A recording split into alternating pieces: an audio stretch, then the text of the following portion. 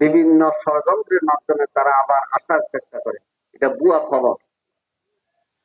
ষড়যন্ত্রকারীরা ব্যর্থ হবে, আর যারা পালিয়ে গেছে তারা জনগণের কাছে আর আসতে পারবে না।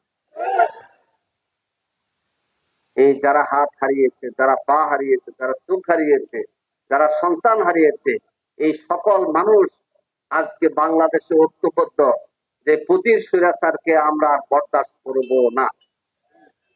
সংগ্রামী হরির ভাইরা, আমি কয়েকটা বিষয়ে কথা বলতে চাই। এক নাম্বার, স্বৈরাচার চলে গিয়েছিল, তারা বাংলাদেশে 3টা জাতীয় নির্বাচন করেছে। 2014 সালে ভোট ছাড়া 154 জন এমপি, ভোট ছাড়া 154 জন। 2018 সালে দিনে আর ভোট হয় না, রাতে ভোট হয়ে গেল। 2024 সালে প্রার্থী নিজেরা প্রার্থী, এটাকে বলা হয় ডামি নির্বাচন। একটা হলো ভোট ছাড়া নির্বাচন, একটা হলো নিশিরাতের নির্বাচন, আর একটা হচ্ছে ডামি ভোটের নির্বাচন, প্রার্থীর নির্বাচন। এই নির্বাচন কি আমরা চাই?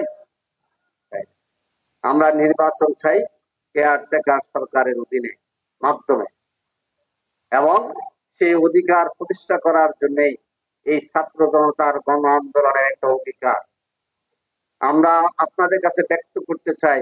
আমরা সংস্কারও চাই, নির্বাচনও চাই।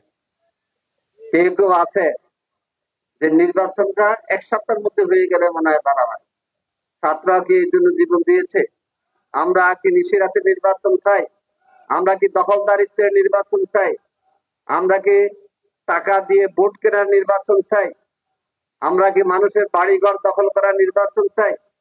তাহলে সংস্কার করে আপনি নির্বাচন এই সরকার দেবে।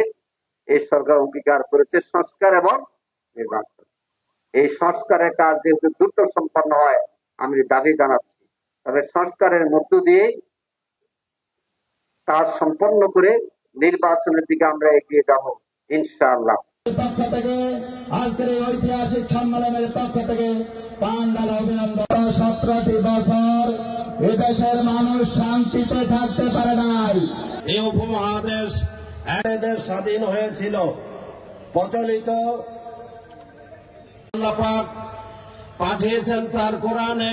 বিভিন্ন ষড়যন্ত্রের মাধ্যমে তারা আবার আসার চেষ্টা করে। এটা ভুয়া খবর।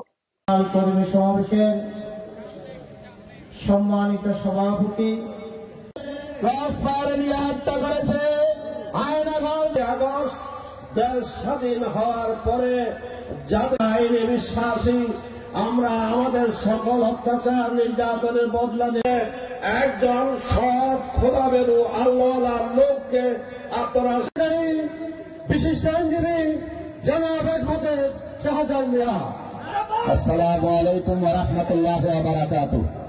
আউযু বিল্লাহি মিনাশ শাইতানির রাজিম। ন্যায় এবং ইনসাফ প্রতিষ্ঠা